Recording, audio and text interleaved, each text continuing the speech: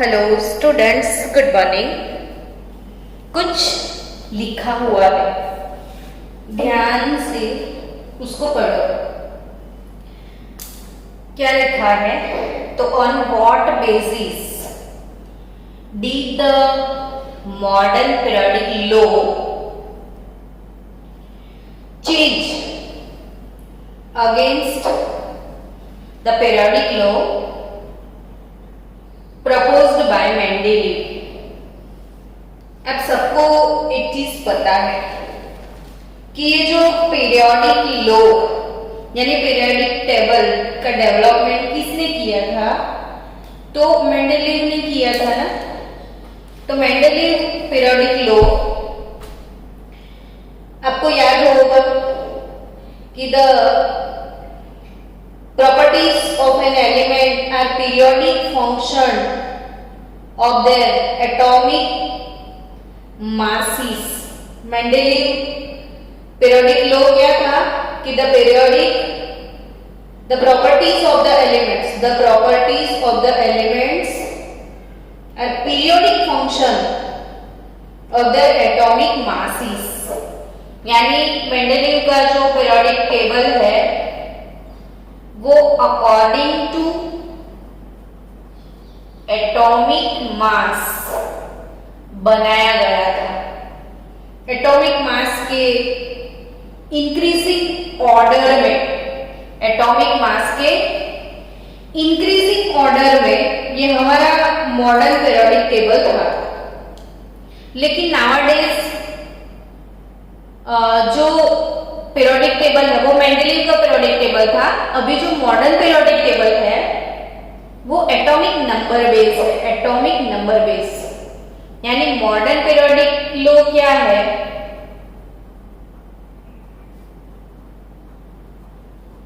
तो modern periodic law same to same Mendeleev वाला, खाली एटॉमिक मास की जगह पे आपको चेंज करना है एटॉमिक नंबर। यानी the properties of the elements are the properties of the elements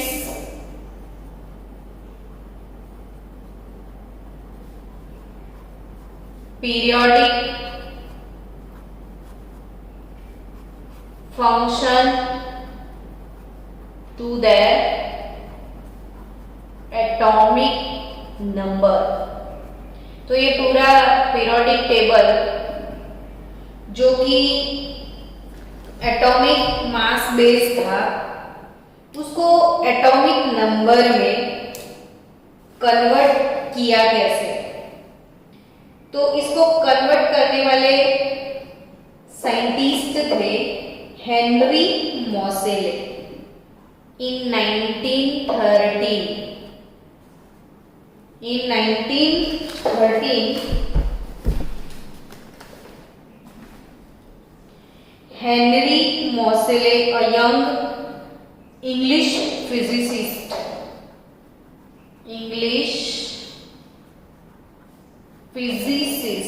बोलो, फिजिक्स वाले भी केमिस्ट्री में इंटरेस्ट रखते हैं, तो वैसे भी फिजिक्स केमिस्ट्री काफी कॉमन सब्जेक्ट है। जैसे एटॉमिक स्ट्रक्चर, तो इसमें जितने भी साइंटिस्ट थे वो सारे फिजिसिस्ट थे।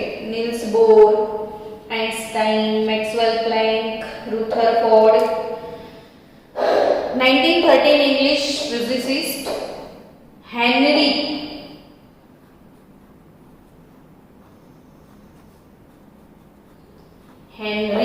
मोसेले। हेनरी मोसेले अंकल ने किया क्या था पता है आपको? कि उन्होंने ऑलमोस्ट 38 डिफरेंट एलिमेंट्स लिए। और 38 एलिमेंट डिफरेंट कौन कौन से? तो ऐसा बोला जाए कि starting from aluminium to ending to gold. उन्होंने एल्यूमिनियम से स्टार्ट करके ऑलमोस्ट गोल्ड तक के 38 एलिमेंट्स लिए थे। और वो एलिमेंट के ऊपर हाई एनर्जी इलेक्ट्रॉन यानी हाई एनर्जी और हाई स्पीड इलेक्ट्रॉन बॉम्बार्ड किए थे। ये वाले जो एलिमेंट्स है उसके ऊपर क्या बॉम्बार्ड किए थे, हाई स्पीड इलेक्ट्रॉन। और जब एलिमेंट्स के ऊपर हाई स्पीड इलेक्ट्रॉन का बॉम्बार्डमेंट हुआ था तब एक्स रे प्रोड्यूस हुए थे। आपको पता है ना, एक्स यानी अननोन रेज। और रेज जो भी होते हैं, जितने भी होते हैं, उनका नंबर यानी नंबर ऑफ रेज को हमें बोलना है फ्रीक्वेंसी, और फ्रीक्वेंसी का सिंबल है न्यू। तो ऑलमोस्ट एल्यूमिनियम टू गोल्ड जितने एलिमेंट्स थे उनके ऊपर उन्होंने हाई स्पीड इलेक्ट्रॉन का बॉम्बार्डमेंट किया, और उसकी वजह से जो एक्सरे प्रोड्यूस हुए उन एक्सरे की फ्रीक्वेंसी मेजर की। और वो फ्रीक्वेंसी आपको अब तो पता है ना, फ्रीक्वेंसी का सिंबल न्यू है, पता है कि नहीं? फ्रीक्वेंसी का सिंबल फ्रीक्वेंसी यानी न्यू, और वो ये वाला न्यू क्या है, फ्रीक्वेंसी ऑफ एक्स रेज। तो एक्सरे की फ्रीक्वेंसी न्यू मेजर करी और न्यू का रिलेशन निकाल दिया, ये रिलेशन एस्टेब्लिश किया। और उसमें ए तो प्रोपोर्शनैलिटी कांस्टेंट है, मतलब हमने कभी लिख दिया कि ए प्रोपोर्शनल टू बी। तो ये जो प्रोपोर्शनैलिटी हटाओगे आप तो आपको कंपलसरी एक कांस्टेंट ऐड करना पड़ेगा। यहाँ पे मैंने इक्वल टू लिखा तो कांस्टेंट के डाल दिया, तो इसको बोलते हैं प्रोपोर्शनैलिटी कांस्टेंट। तो यहाँ पे ये है प्रोपोर्शनैलिटी कांस्टेंट, यानी आप ऐसा बोल सकते हो कि न्यू वर्सेस जेड, मतलब nu is directly proportional to Z. और जेड सुन के तो अभी आप थक चुके होंगे ना, Z is nothing but atomic number. तो एक रिलेशन हेनरी मोज़ेले ने एक्सप्लेन किया था कि भाई the frequency of X-rays emitted by an element was proportional to its atomic number and not to the atomic mass. So इनके लिए मोज़ेले अंकल ने किया था क्या कि भाई मोज़ेले अंकल ने दो ग्राफ प्लॉट किए थे। ये क्यों मैं पढ़ा रही हूँ, छोटा सा टॉपिक है फिर भी, तो इसमें से भी नीट में क्वेश्चन आता है, आया है, कभी पूछ सकते हैं आपको कि हमारा जो पीरियोडिक टेबल है वो किसने एटॉमिक मास से एटॉमिक नंबर में कन्वर्ट किया, तो वो हेनरी मोज़ेले, एक इनका नाम याद रखना।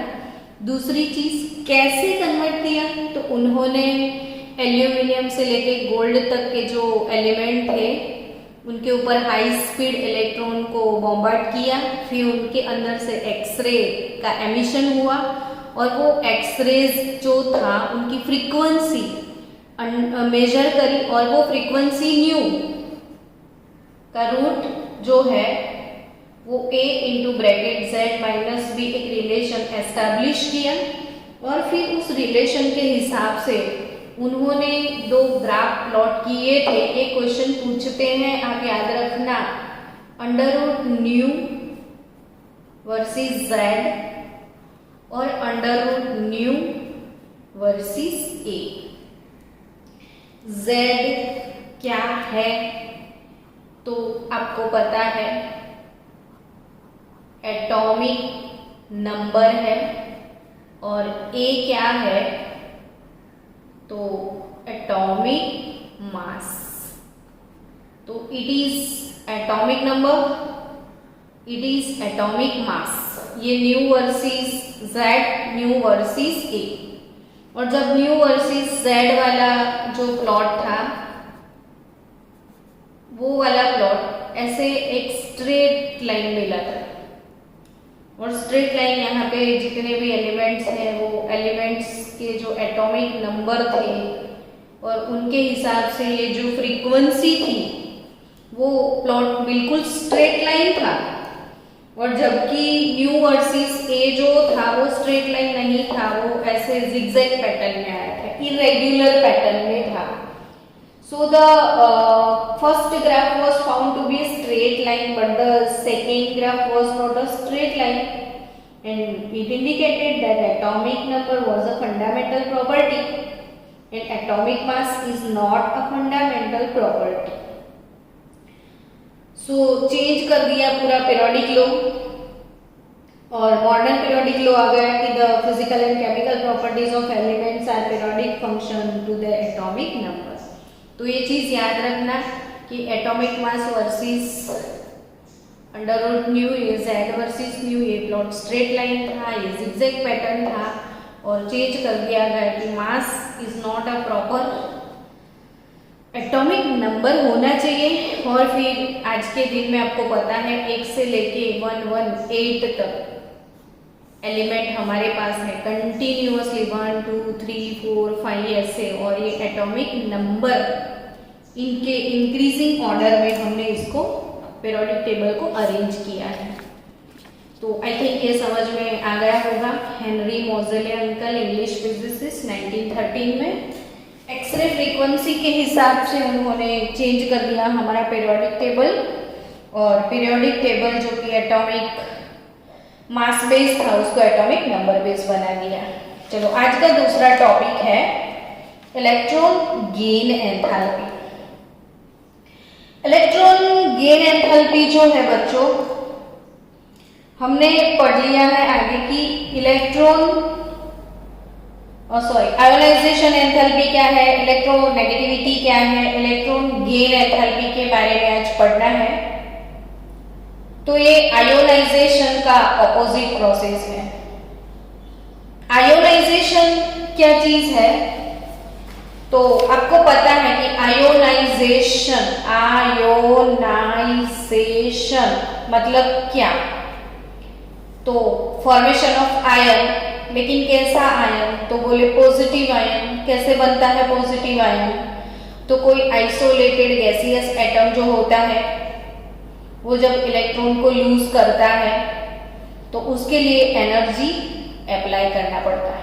यानी समझो आप कि सोडियम सॉलिड है, तो सोडियम सॉलिड फेज में इलेक्ट्रॉन लूज नहीं करेगा, तो सोडियम सॉलिड से मुझे सोडियम गैस में पहले कन्वर्ट करना पड़ेगा.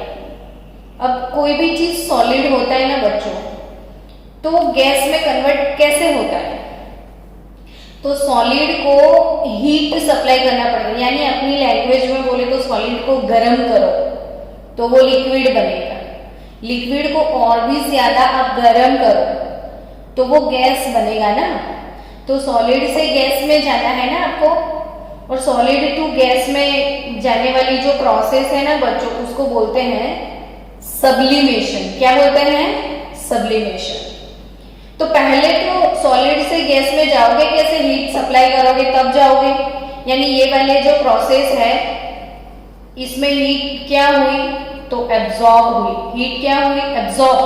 और जिस किसी केमिकल रिएक्शन के ड्यूरेशन में हीट एब्जॉर्ब होता है तो उसको एंडोथर्मिक प्रोसेस बोला जाता है. Endothermic process. यानी कि बच्चों हीट जब एब्जॉर्ब होता है तो उसको एंडोथर्मिक प्रोसेस बोलते हैं. जैसे सोडियम सॉलिड है उसको 108 किलो जूल पर मोल हीट सप्लाई करते हैं तब जाके वो सोडियम गैस बनता है. सोडियम सॉलिड को 108 किलो जूल पर मोल हीट सप्लाई करते हैं तब जाके वो क्या बनता है? सोडियम गैस बनता है. बच्चों सॉलिड को कितना हीट सप्लाई करोगे? 108 किलो जूल पर मोल, तब क्या बनेगा? वो सोडियम गैस. यानी यहाँ पे हीट एब्जॉर्ब हुआ. अब जब गैस बन गया सोडियम, तो वो गैस बनने के बाद और भी आप इसको हीट सप्लाई करोगे 496 किलो जूल पर मोल. कितना हीट? 496 किलो जूल पर मोल. तब जाके वो एक इलेक्ट्रॉन लूज करेगा और सोडियम गैसियस कैटायन प्रोड्यूस होता है. सोचो, पहले 108 खा गया, फिर गैस बना, फिर इलेक्ट्रॉन लूज किया. यानी एनर्जी खाता रहता है. बहुत ज्यादा हम इसको एनर्जी प्रोवाइड करेंगे तब जाके इलेक्ट्रॉन को छोड़ेगा. क्यों इलेक्ट्रॉन को जल्दी नहीं छोड़ता है? तो सबको पता है ना, न्यूक्लियस में प्रोटॉन है, यहाँ पे इलेक्ट्रॉन है, ये पॉजिटिव चार्ज है, नेगेटिव है, और पॉजिटिव और नेगेटिव के बीच में अट्रैक्शन होता है, तो उसी अट्रैक्शन को ब्रेक करना पड़ता है। तो ब्रेक करते हैं तब भी इलेक्ट्रॉन रिलीज होता है, तो एनर्जी एब्जॉर्ब होती है। और जब एनर्जी एब्जॉर्ब होती है तो थर्मोडायनेमिकली कोई भी एनर्जी, चलो ये आयोनाइजेशन एनर्जी है, तो इसके लिए आपको लिखना क्या है, डेल्टा आई एच। अब इसका वैल्यू जब एब्जॉर्ब होता है तो यहाँ पे साइन आपको ऐसे पॉजिटिव लिखना होता है, कितना है 496, तो ये 496 ये साइन पॉजिटिव। हीट एब्जॉर्ब होता है ना तो पॉजिटिव लिखोगे, और हीट बाहर निकलेगा, रिलीज होगा, तो आपको नेगेटिव लिखना है। तो यहाँ पे समझो कि अब आयोनाइजेशन का ऑपोजिट प्रोसेस है इलेक्ट्रॉन गेन, यानी हमारे पास कोई आइसोलेटेड एक्स गैसियस एटम है, इसके पास भी न्यूक्लियस होगा, और किसी उम्र का इलेक्ट्रॉन यहाँ पे एंटर करना है। बाहर से इलेक्ट्रॉन हमको ऑर्बिट में एंटर करना है, यहाँ वाला इलेक्ट्रॉन निकालना नहीं है, बाहर से लाना है। तो जब इलेक्ट्रॉन एंटर होता है ना तब हीट रिलीज होता है, मोस्टली रिलीज होता है, कोई कोई केस में एब्जॉर्ब भी होता है। यहाँ पे फिक्स नहीं है, आयोनाइजेशन में फिक्स है, हीट एब्जॉर्ब ही होता है, यहाँ पे एब्जॉर्ब भी हो सकता है, रिलीज भी हो सकता है ना। इसीलिए इसका डेफिनेशन ध्यान से देखो, addition of an electron to a neutral gaseous atom X converts it into a negative ion which results in change of enthalpy। मैंने यहाँ पे नहीं लिखा कि एब्जॉर्ब और रिलीज, मैंने चेंज लिखा, क्योंकि ये जो इलेक्ट्रॉन गेन एंथैल्पी है इसका सिंबल क्या है, इलेक्ट्रॉन गेन, इलेक्ट्रॉन का E, गेन का G, Eg, एंथैल्पी का सिंबल H होगा, और ये डेल्टा EgH जो है इलेक्ट्रॉन गेन एंथैल्पी जो है मे बी पॉजिटिव और मे बी नेगेटिव। यहाँ पे वो पॉजिटिव भी हो सकती है, यहाँ पे वो नेगेटिव भी हो सकती है। यानी ये एक्स गैसियस है, एक इलेक्ट्रॉन उसने गेन किया, वो नेगेटिव आयन इसने प्रोड्यूस किया, तो इसको बोलते हैं इलेक्ट्रॉन गेन एंथैल्पी। ये वाला प्रोसेस मे बी एंडोथर्मिक भी हो सकता है और ये एक्सोथर्मिक भी हो सकता है। तो इलेक्ट्रॉन गेन वाला प्रोसेस एंडो और एक्सो कोई भी पॉसिबिलिटी है इसके लिए। चलो स्टूडेंट, अब नेक्स्ट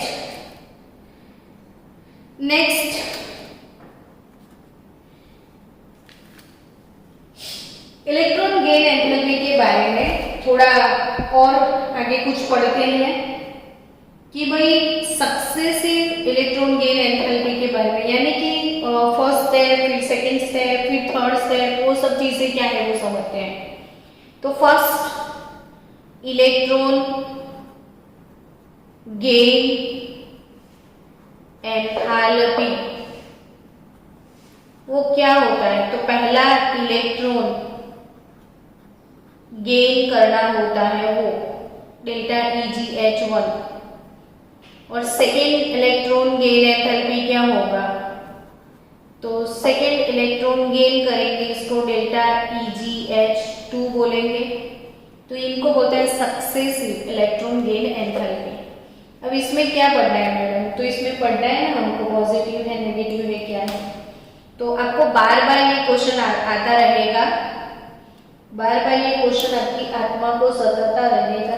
बहुत सारे क्वेश्चन में भी आप देखोगे कि ऑक्सीजन जो है वो जब फर्स्ट इलेक्ट्रॉन गेन करता है O-1 बनता है, तो उसका इलेक्ट्रॉन गेन एंथैल्पी जो है वो है +141 किलोजूल पर मोल, फर्स्ट वाला।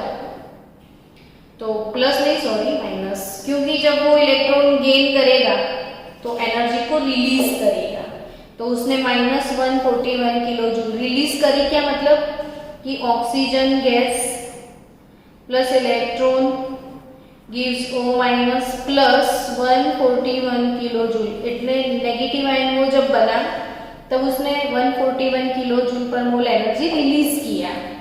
तो अब रिलीज होता है तो साइन नेगेटिव लिखते हैं हम।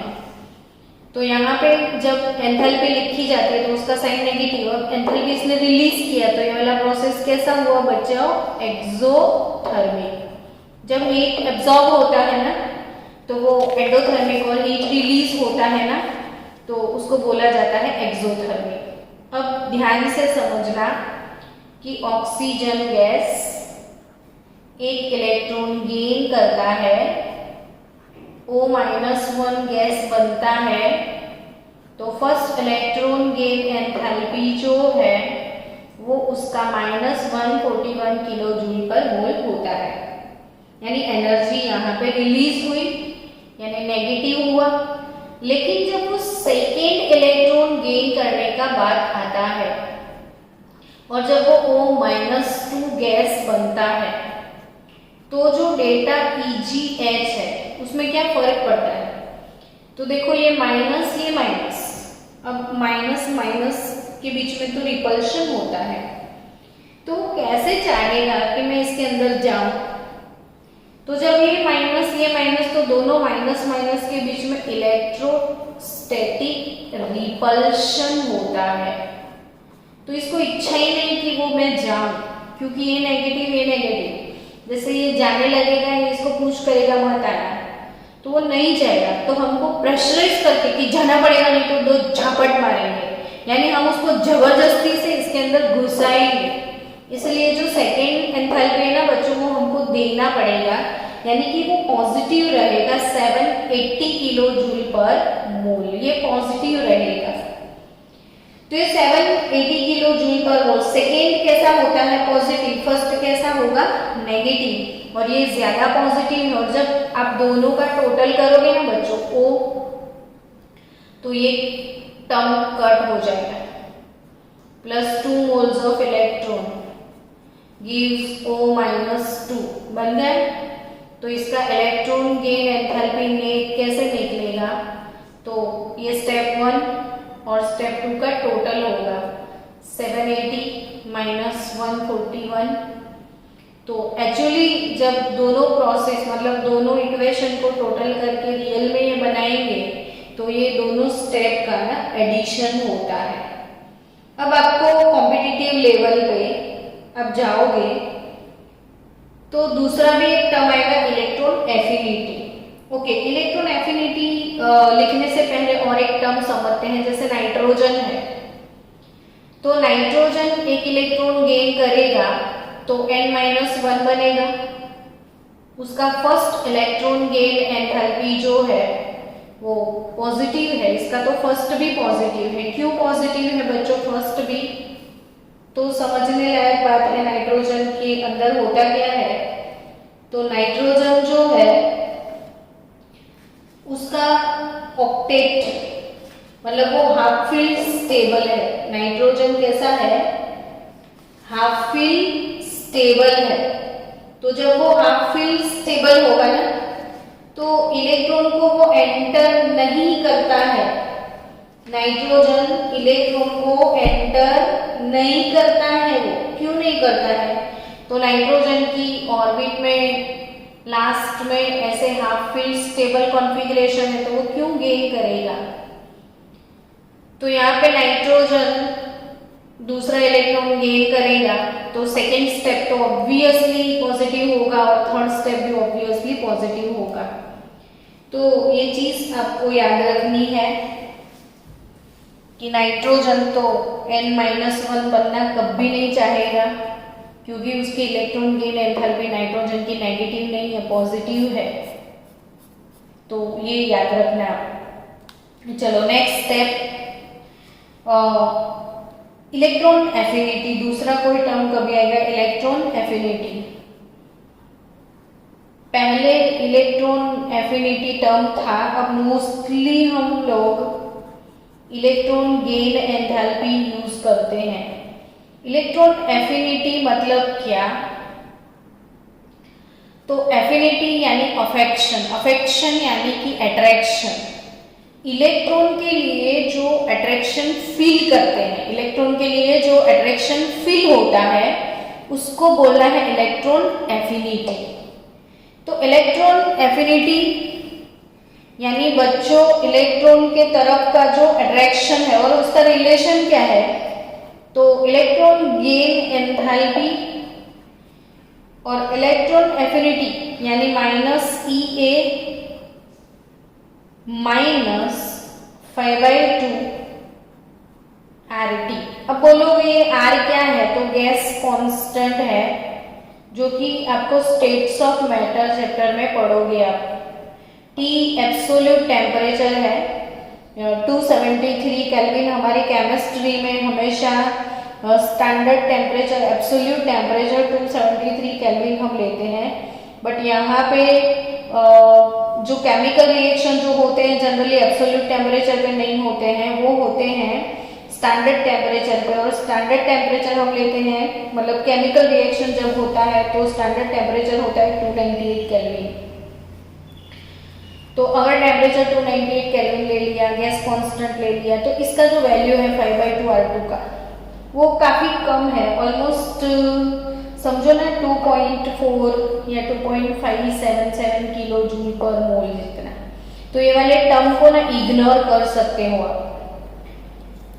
तो डेल्टा EGH यानी इलेक्ट्रॉन गेन एंथैल्पी और electron affinity almost value same हो गई, लेकिन साइन ऑपोजिट होगा। मतलब जैसे समझो आप कि भाई क्लोरीन है, चलो तो क्लोरीन या फिर सल्फर, चलो क्लोरीन ने एक इलेक्ट्रॉन गेन किया तो वो बनेगा Cl- और उसकी इलेक्ट्रॉन गेन एंथैल्पी उसने रिलीज की है 349 किलो जूल पर मोल हीट उसने रिलीज किया। अब उसने 349 पर जो रिलीज किया तो उसका इलेक्ट्रॉन गेन एंथैल्पी वो रिलीज किया, इसलिए -349 किलो जूल पर मोल इसको बोलोगे आप। तो इसका इलेक्ट्रॉन एफिनिटी कितना होगा, तो जस्ट +349 किलो जूल पर मोल। समझे आप? बस साइन खाली चेंज करना है। इलेक्ट्रॉन गेन एंथैल्पी को हम नेगेटिव लिखेंगे तो ये पॉजिटिव होगा, और इसको पॉजिटिव लिखेंगे तो इसका वैल्यू नेगेटिव, बाकी मैग्नीट्यूड जो है वो सेम रहेगा। तो electron affinity, electron gain enthalpy, I think ये टॉपिक कंप्लीट हो गया।